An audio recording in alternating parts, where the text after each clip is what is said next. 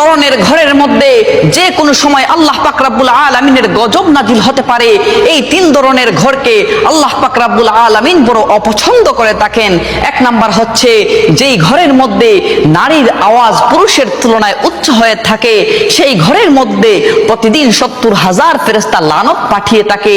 দ্বিতীয় নম্বর হচ্ছে যেই ঘরের মধ্যে অন্যের হকের মারা টাকা জমা থাকে আর সেই টাকা দিয়ে সংসার চলে, ওই ঘরের মধ্যে যে কোনো সময় আল্লাহ পাক রব্বুল আলামিনের গজব নাজিল হতে পারে।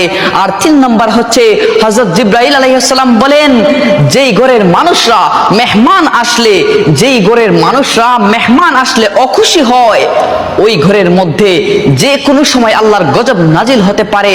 যদিও নামাজ পড়া হয় ওই ঘরের মধ্যে, ফেরেশতারা সওয়াব লেখেন না, নামাজের সওয়াব লেখেন না। নাউজুবিল্লাহ। আল্লাহ পাক রব্বুল আলামিন এই তিন ধরনের বৈশিষ্ট্য থেকে আমাদেরকে যেন